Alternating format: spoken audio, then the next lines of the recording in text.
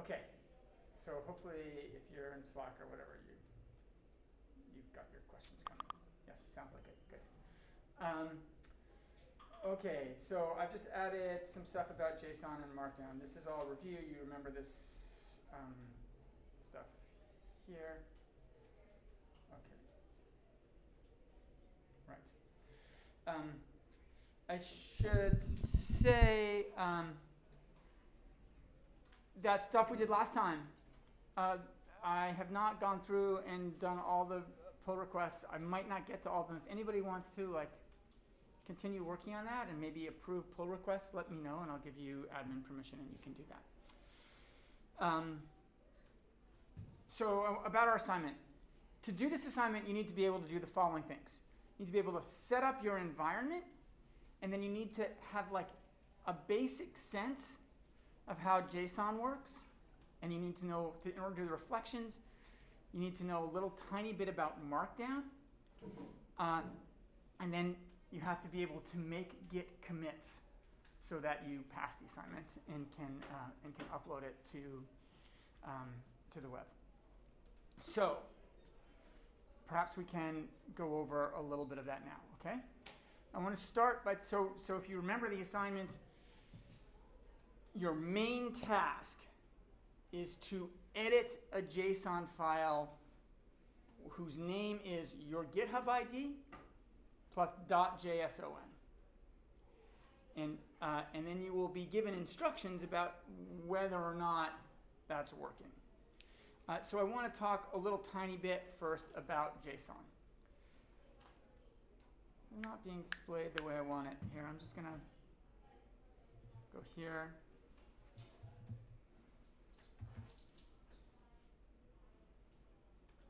And that's going to take a second to export. And then navigate. Here we go. So I like it better like that.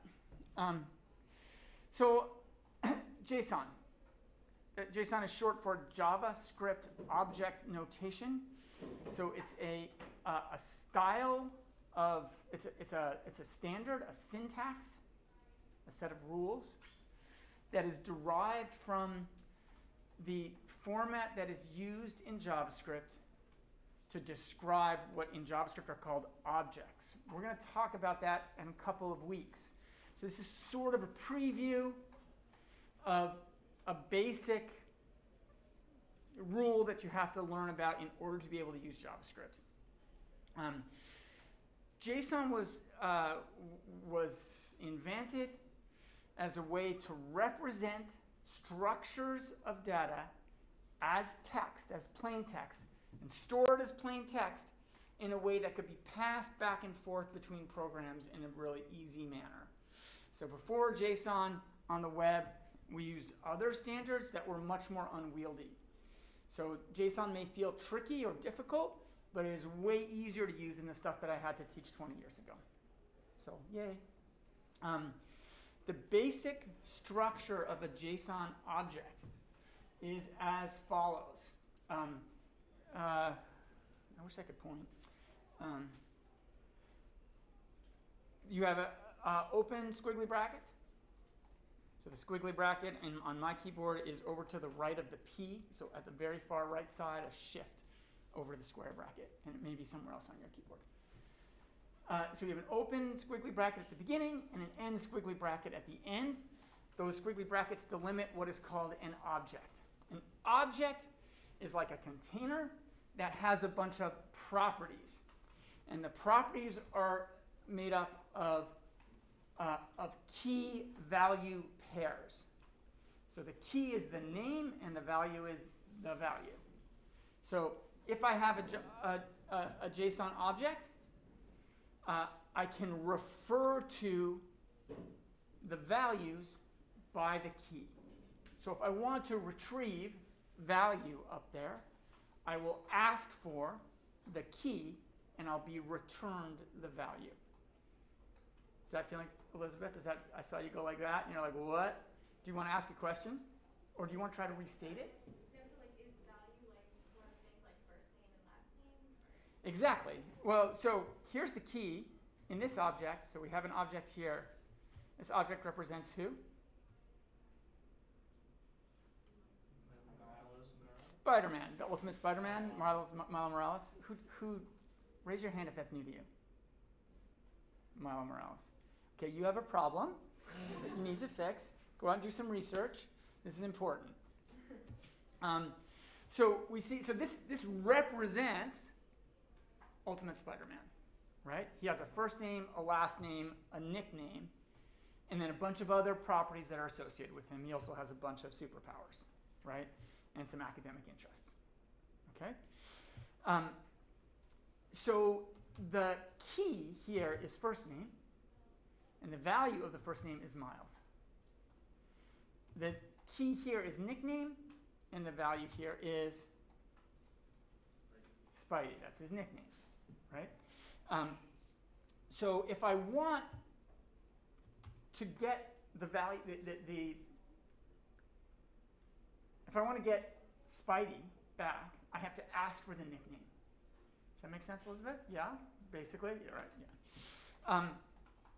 And the way in which we access those values, that is stuff that I'll teach you later. For now, you just have to know there are key value pairs inside the object.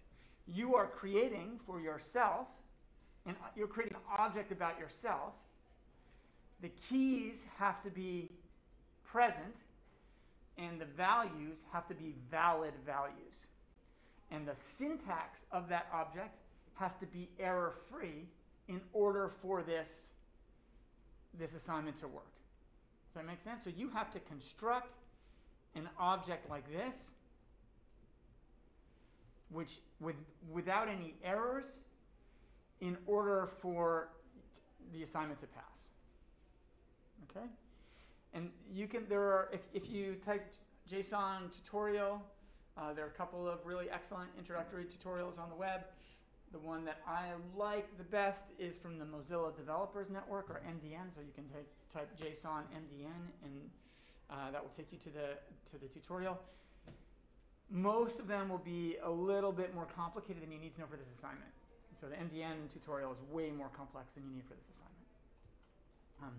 However, anything that you learn now will almost certainly come in handy later in one way or another.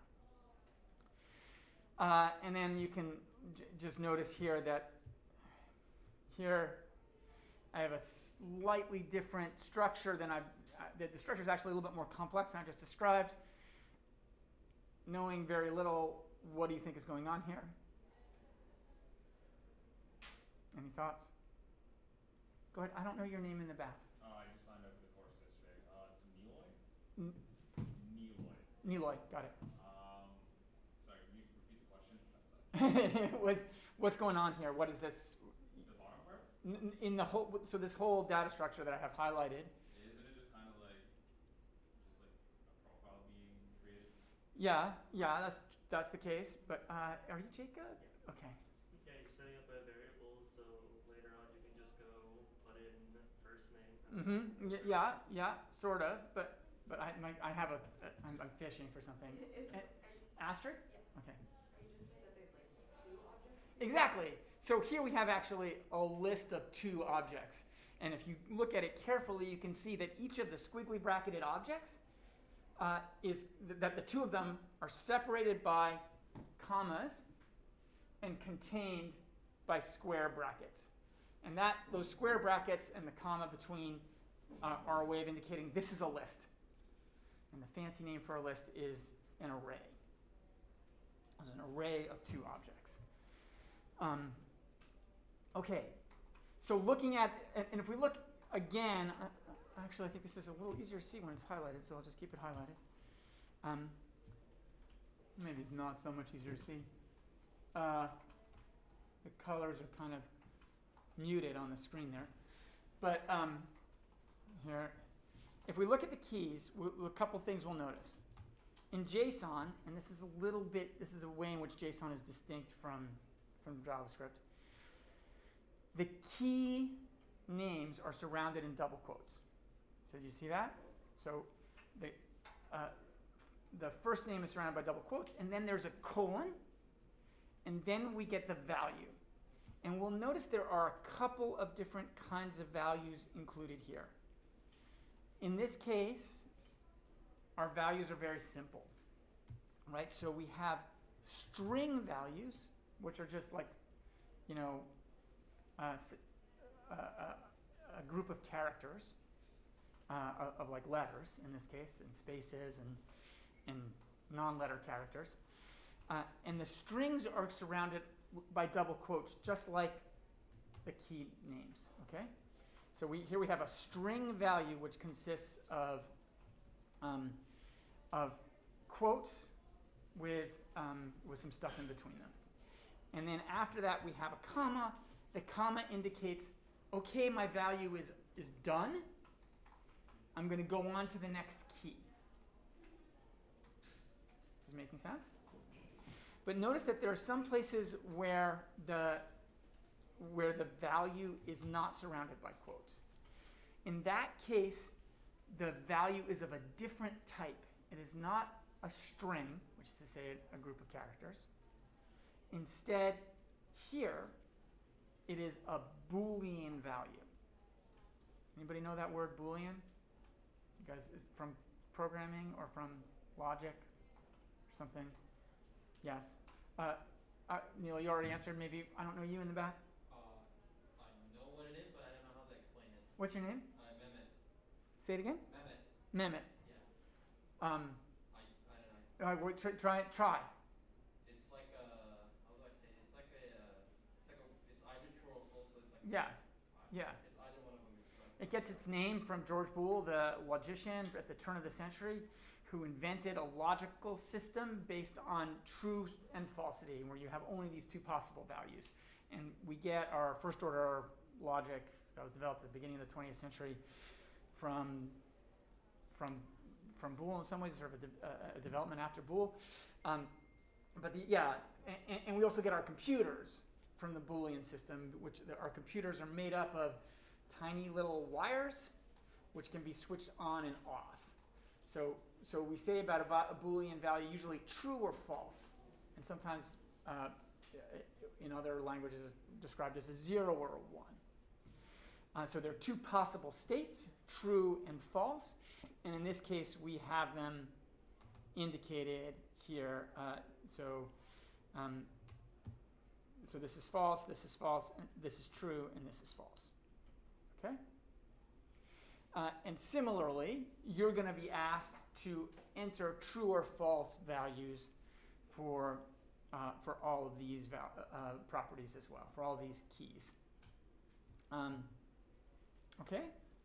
So this is your main task in the assignment, is to do this. It's pretty simple. Your secondary task is to include an image, and to name that image properly. And we'll notice that Miles's GitHub ID. Ooh, this is wrong. Sorry, shit. I guess I shouldn't have done that for the example. Hold on. Where is it?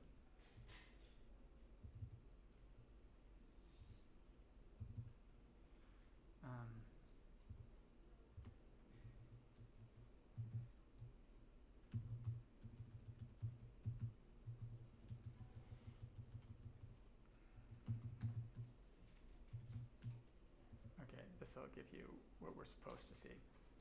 And we'll notice that my GitHub ID is titanium bones, and my picture is named images/titaniumbones.jpg. My tests will fail if the image is not named exactly correctly, and so you will not pass the assignment. So you have to create this. And there's a little bit of kind of inefficiency here. You have to create this. You have to tell me where the image is, but what you tell me is already prescribed by the assignment rules. You have to tell me exactly where it is, and you also have to abide by the precise rules that I've given you about what that location has to be. Okay. And yeah, okay. That's all you need to know about JSON for this assignment. It may have felt like a little bit of a lot, but it's actually extremely simple. Okay.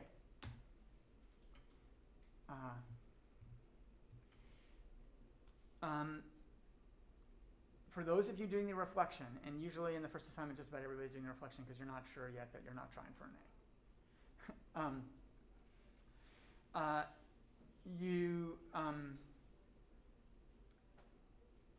You will want to know some rules about how markdown works. So let me just say a couple words about markdown. What one so the conceptual element here is, on the web and more generally in digital humanities or digital history projects, we treat text as data. And so when we write something, we want some kind of a compromise between a format that's relatively easy for us to use, where we can write in that format, and also we can kind of scan it and see what's going on in the way that we could with a word processor. Because writing involves a lot of looking back at your text and deciding if you like it. And also trying to figure out if there are errors, whether those are typos or other kinds of errors. So we want a format that we can use easily, but one also that a computer, that a machine, can parse according to rigorous rules. So we want a machine-readable text that can be treated as data, but also a human-readable text that can be treated as knowledge. And Markdown strikes a balance between human readability and machine readability. It has simple rules for what we call marking up elements. So identifying elements which will be turned into corresponding HTML elements, and they can also be further parsed to create data structures, more complex data structures that that you might use in a more complicated way in a project. For now, you probably want to know at least some subset of these rules. To write Markdown, and maybe I will do it in code here. And let me name this.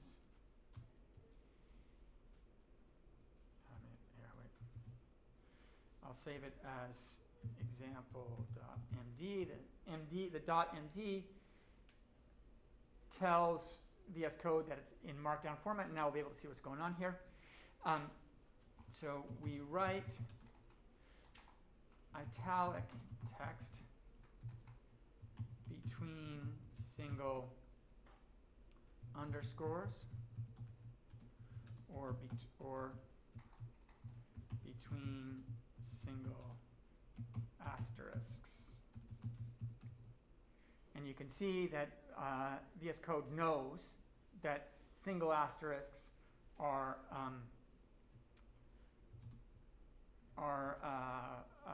and single asterisks and single underscores are italicized. We write bold text between doubles or doubles. And I don't mean the delicious Caribbean food, but because that would be messy. I would suggest not smushing your computer between doubles. But doubled whatever indicators. And we write italic bold between triples. Oops. Triples. Doesn't seem to know what to do with triples. Or triples. So I may have made some issue here, but yeah, I think it doesn't. Oh, there we go. So it kind of knows, doesn't seem to know exactly how to do them. So that's bold italic when we do it, and then it's important to separate paragraphs. Otherwise, they run together. So this is just one paragraph here, not two, even though I have a line break, whereas this is two. And yeah, first level heading, second level, etc. What else do I want? Yeah, this is a horizontal line. If you want a line break between different parts, make sure you also separate those. And then the other thing that's really crucial, because we want to be able to generate web pages, is this is a link.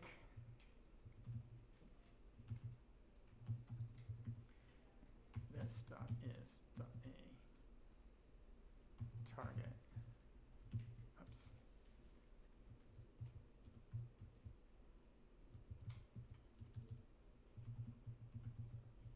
Right. So we have a link and a target. And if you're not going to, I don't think, need to do this for today, but you had to do it last time, and maybe some of you saw it, and some of you didn't. A picture of a cat.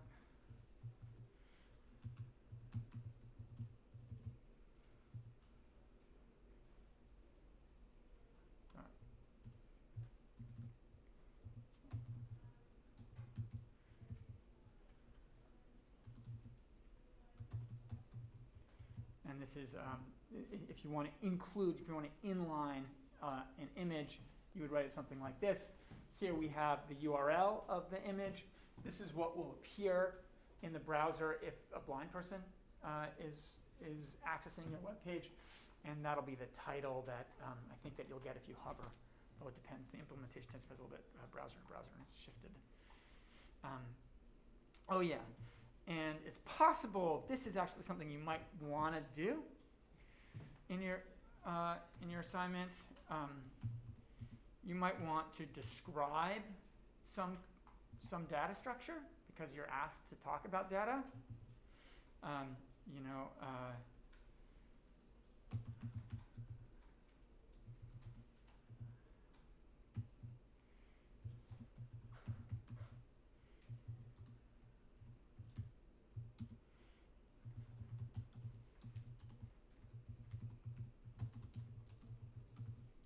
You might just want something like that.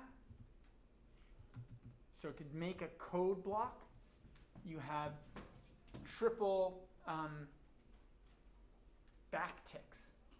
So backtick is on my keyboard. It's way up in the top left. It probably is for yours as well. It's not an apostrophe or a quotation mark. It's the backwards apostrophe. So you have a triple, and backticks are used a lot in programming and various kinds of programming languages. Triple backtick, and on GitHub you can tell GitHub what the languages that you're writing in this case it's JSON, and then it will. You notice how it's syntax highlighting my code block in the JSON format. So those are the things you need to know about Markdown. So now we've learned a little bit of JSON syntax, a little bit of Markdown syntax. Basically, you're ready to finish your assignment, except that you need to do all the Git stuff, right? So that whole Git infrastructure, setting up your text editor, installing the requisite extensions, and managing to pull and push your changes. That's all the stuff you have to get used to doing, and that's kind of hard. The actual assignment is pretty easy. Although the questions are not completely trivial. They are actually intellectually stimulating, I hope. And if we just look at them real quick. Am I in the right place? Here. Where am I? Oh, I'm here. No. Reflection. So we see that we have questions written as headers, and notice that you're probably not going to want to write your response as a header. You're just going to want to write paragraphs, but they're there to make them kind of bold and stand out. The first question says, we used your user input to construct a small website composed of playful. It should say playing cards. I won't update it. Can you think of a more interesting use for this basic layout? So do you guys have you guys already tried this? Have you done this?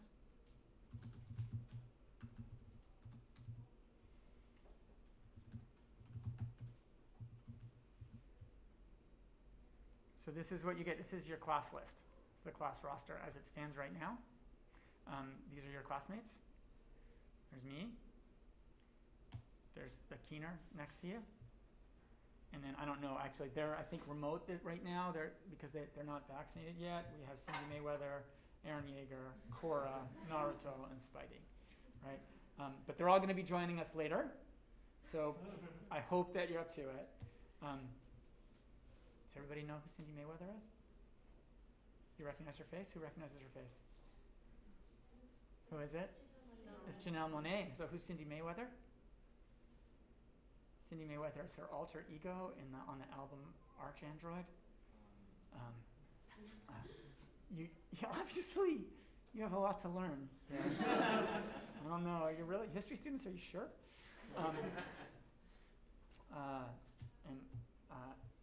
Aaron's joining us. It might be a little scary. There might be some scary days if anything happens. You guys know Aaron? Yes. Okay.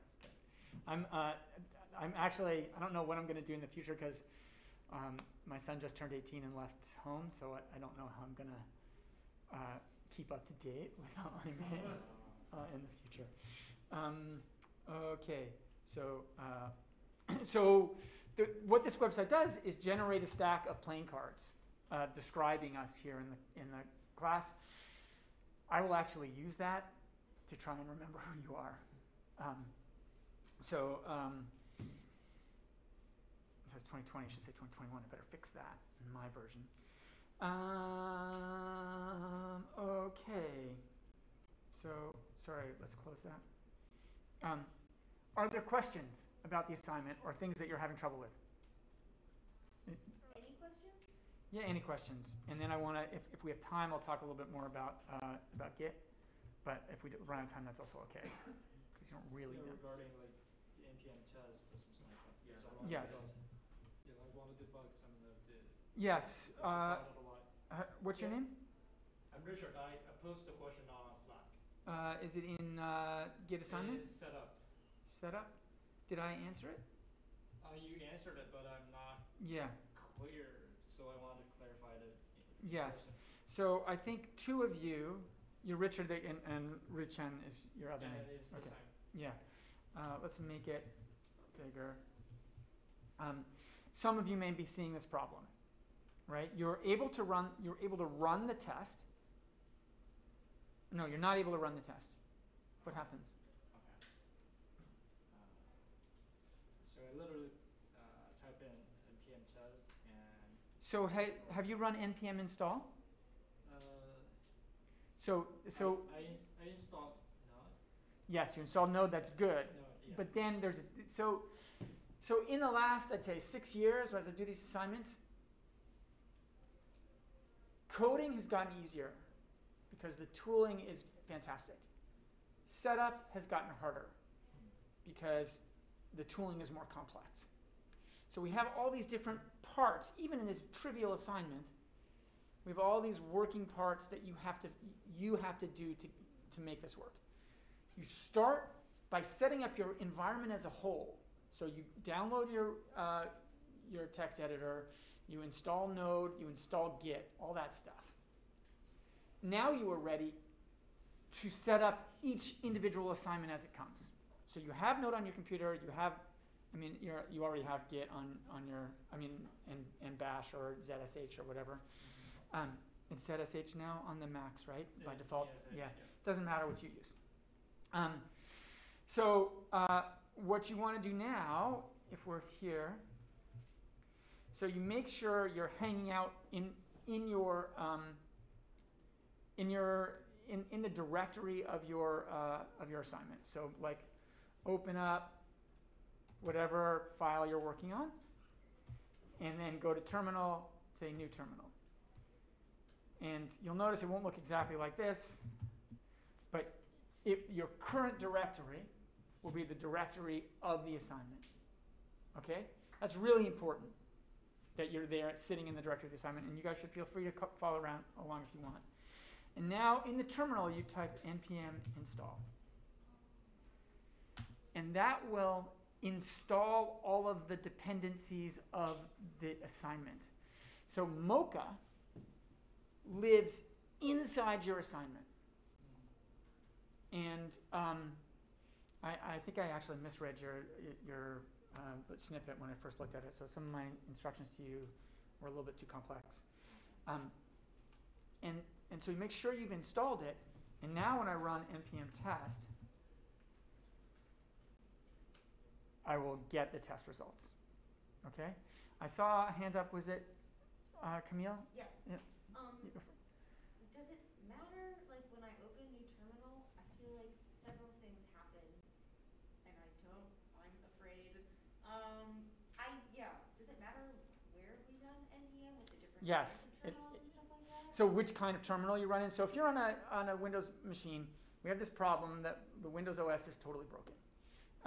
And instead of a real shell, you have this thing called PowerShell. Yeah.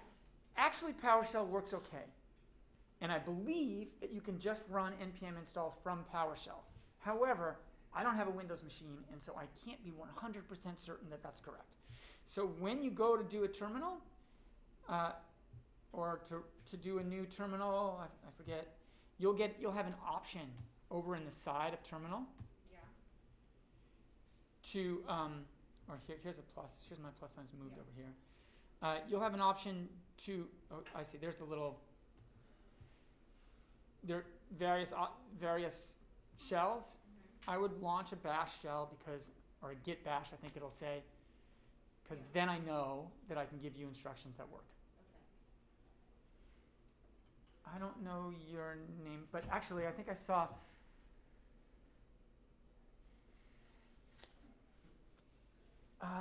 I'm sorry, I can't do it. Miriam. No worries. That's like the 7th time I'm just going to be fully blocked. Go ahead. So I was able to run the npm test, and I ran into this error that said cannot read property user of undefined. Yeah, okay, I'm going to get to that in a second because several people are having that problem. Okay, because like it told me the line the problem was in, and I found that I don't remember if I like deleted that line or just did something to it, then ran the test, and like everything worked after that. Like I don't know, I didn't get like everything passed except for the one error. Okay, 1 second. I'll get to that in a second. What's your name again? Andrea. Andrea, sorry. It's okay. Did I know that already? No. Okay, good. So I checked for the bash, and I'm not seeing bash on the. So did you install git bash? I did. I have it on the computer, but I don't see it. So I have this issue on my computer. You gotta install it to the default thing. If you move it around, it's not gonna Not be found? Yeah, it's gonna be in a different place, and you gotta configure, like, you gotta find it. So maybe you guys can talk either during class or on Slack or something with pictures and stuff, and make sure that because Jacob, if you know how to do it, then I did have a second question. When I tried to run it, it was before all find root. I think other people had that issue. yes. And is that because git config is not installed? I think you had the same issue too pop up when you ran the So test. what I did was, now there could be some issue with, try that, see if that fixes it. I don't think that that's the issue, but it could be. Is it possible that you did not configure git beforehand? So you have to, there are instructions, there's actually a link in the instructions. Like the here and here thing? Yes. I ran the git config Yeah? with my, yes. Um, And then I wasn't. because I've seen now 3 people, Miriam, Richard, and Aline, all complain of that same issue with git config. Oh, you don't. You too, Astrid? You're having that same problem too? Other issues. Is anybody not having that issue? So So if someone's not having that issue, then the problem likely isn't exactly in my code, but probably my instructions aren't clear enough, or I'm missing some step in my instructions. So I need to bisect that, but I don't know what you haven't done or what hasn't worked. I would try running those git config again, and make sure that you have the global switch in the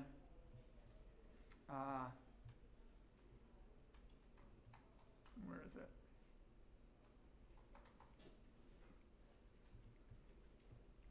Yeah, just make sure that you have this part where it says global, like that you've included the -- global. Okay, so sort of answered those questions, but maybe not entirely. Astrid. I thought I misunderstood what you're saying. I thought when you talked about Miriam's problem that you were going to address before with the cannot read properties of undefined. Cannot read properties. Yeah, so I am doing, that is what I'm saying. So the problem there is, if we look at the code, and I believe someone posted it, I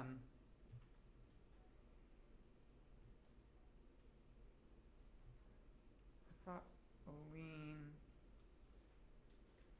maybe it wasn't in text setup. Yeah, here it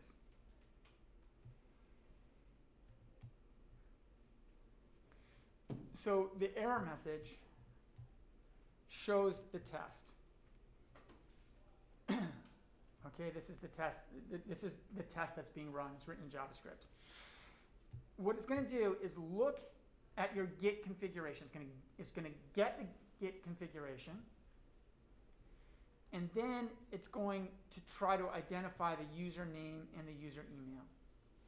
And it's failing right here because the config object is undefined. And what I think that likely means is that you have not actually successfully set any configuration variables, and so you're getting an undefined return, I think.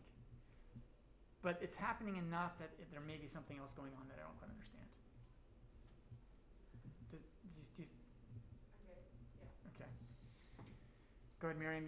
You're going to tell me, I tried what you said and that doesn't work, buddy. What's your problem? I'm just about to try it, but so I'm doing a git config and then -- global, and then in the quotes, instead of the Mona Lisa's automatic known thing, do I type my GitHub username or No. my first So there are 3 things that have to be set: your name, your email, and your GitHub ID.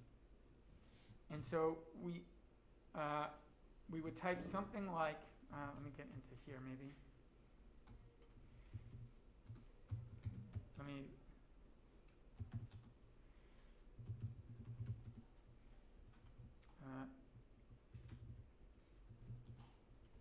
Okay, so let me just make sure that I said it right.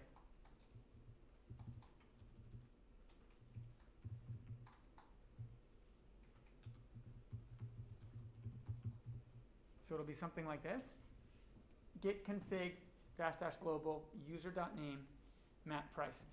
Actually, so we have a section of the config which is the user, and then we have properties of the user. We're going to first set the name, Matt Price.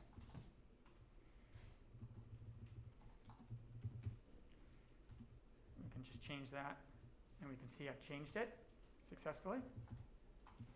And now we're going to set the email.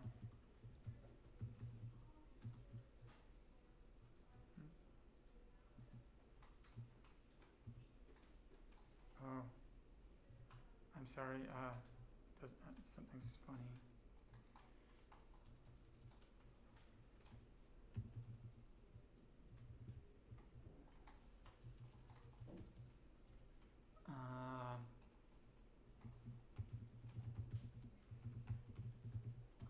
So please make sure you use your uTor mail there, and then I'm just going to get it, and we'll confirm that it's correct.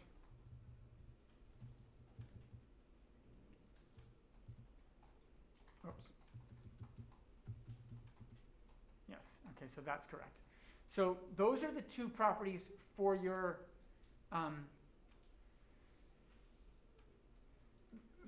those are used by Git itself to create your Git commit messages. And the GitHub, to make sure I get this right,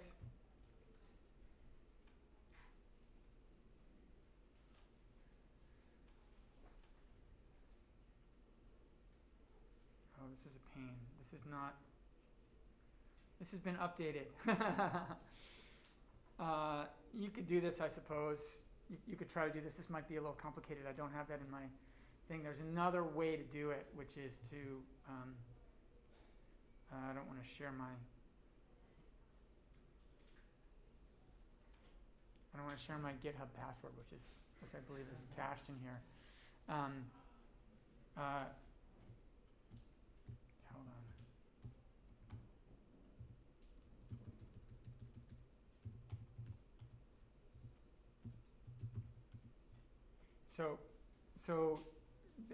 So what we've set before were the user things, and what we want to do now is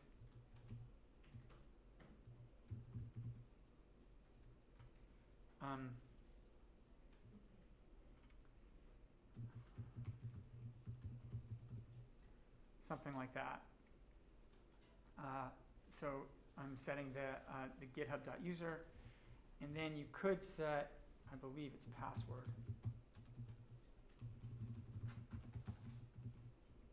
But I'm not going to do that. Actually, that's not actually my password. I actually don't know my password. So, okay. And then once you're done with that, you should have relatively trivial setup. Actually, you really don't need to set the password, because instead you can use the GitHub tab here to set up authorization with GitHub. It's a little bit error prone. You might run into problems, Jacob. So I kind of figured out the problem, Jacob, but it's a little bit hard to explain the solution. So I won't try to do that here. Other problems still outstanding? I mean, there's, on the one hand, this problem that you told me I could solve still persists. Let's not ask that question. You can ask that afterwards. Are there new questions? Katie. Kayla. I'm sorry, Kayla. For when you're doing the images, so like Yeah. in the VS Code, when you're Yes. trying to do that, mine won't show up. It says that there's a problem and that. Are you on a Mac? Is it possible that the case is not consistent? I'm not switching. So like capitals and lowercase letters? Because a Mac does not distinguish between upper and lowercase letters, but the web does. And NPM will also. And so there could be sometimes some confusion. But if you quickly take a screenshot and post it to of your file structure and of your JSON file and post them to Slack, then we can look at them together and see if there's an issue. There probably is. Go ahead, Miriam. Just a quick question about the reflection part. Yeah. Are we just supposed to type in our answers in the same? You have to rename. I think it tells you just to type them in the same. And then we just commit those changes, and that's the whole. Wait, do you make a copy? Yeah, You make a copy with your name. Yeah, that's the way it works in this one. In all the other ones, it works differently. So you call it whatever, Miriam. I don't know what your GitHub ID is. Miriam's GitHub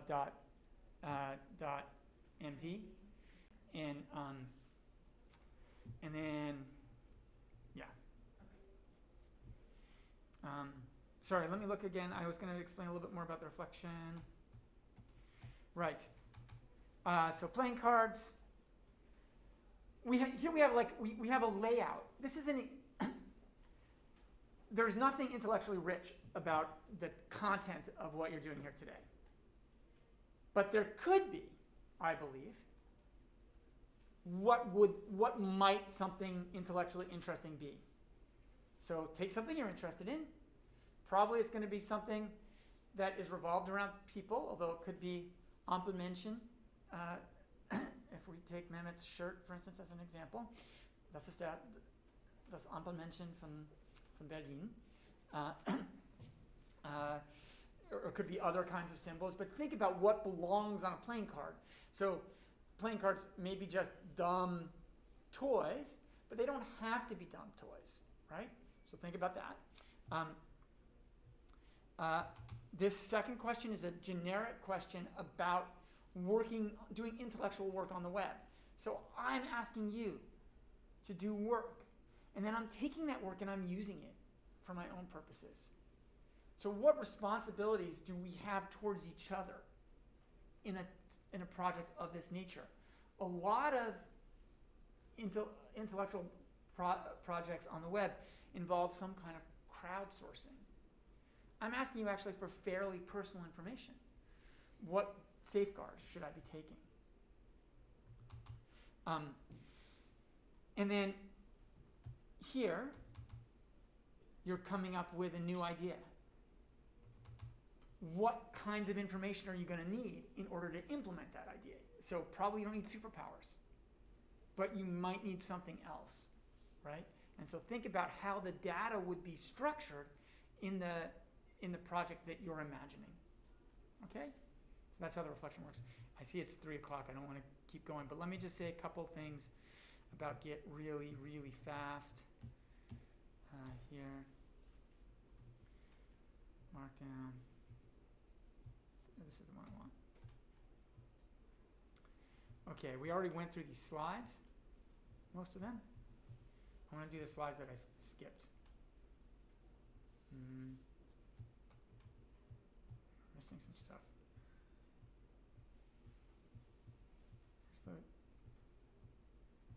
Oh, I'm missing some stuff.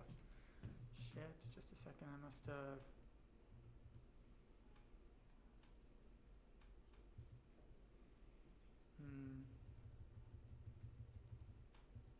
Okay. Must have commented those out by accident. Somehow.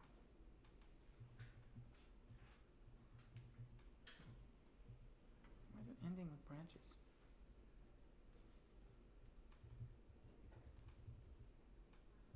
I'm having some issue, clearly.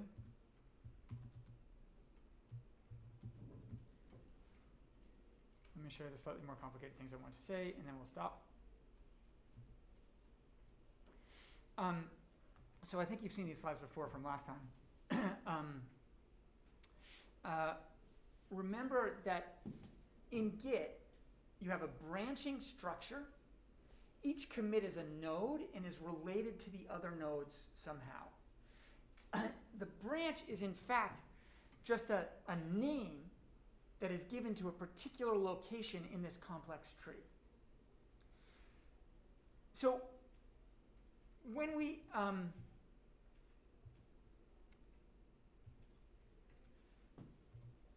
look at our assignment, for instance, what we see is a bunch of folders.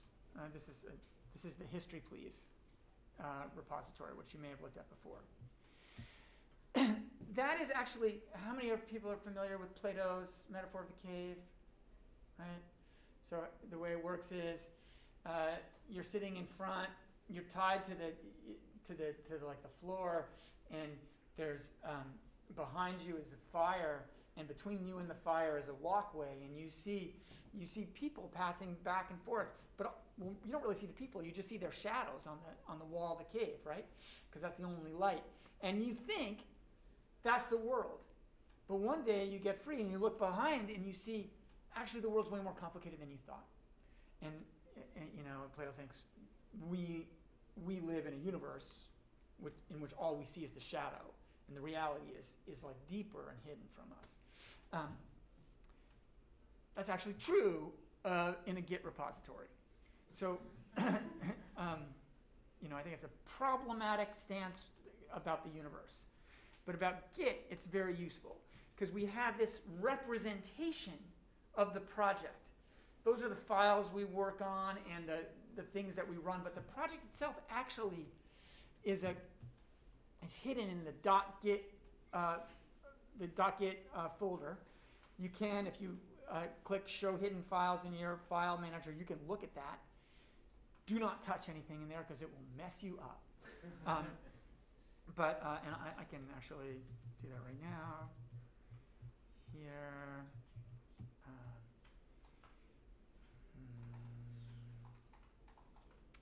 Where's the, there it is.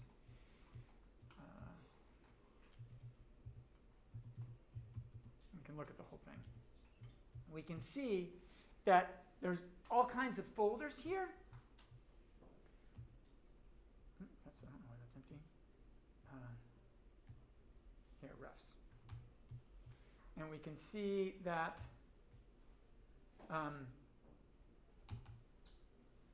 there are various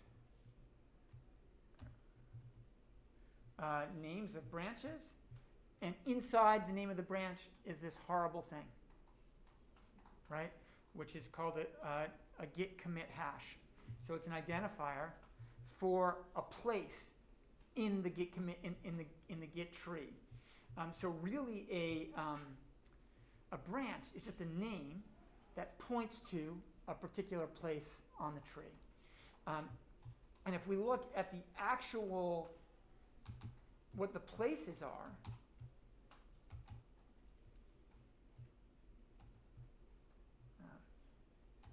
there, it might be easier for me to do that here.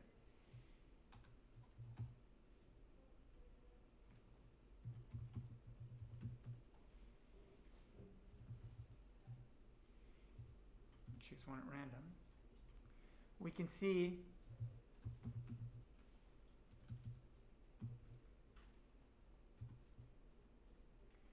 that it's some kind of binary object. You can't actually read it, and you must not touch it.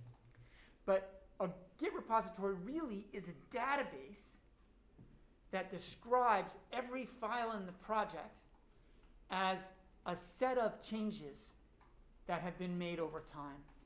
And in order to produce a repository as we know it, it starts at the beginning and applies all of the changes to each of the files.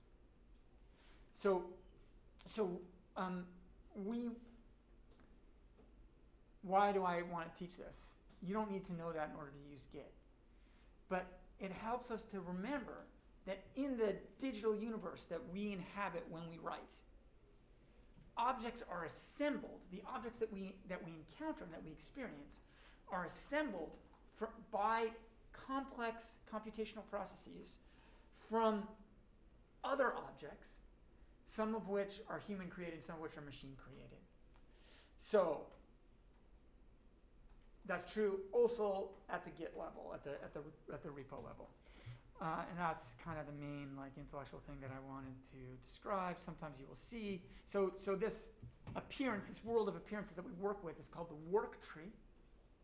The repository itself is actually this assemblage of objects that are computationally accessed in order to create a work tree when we check out a given branch or commit ID.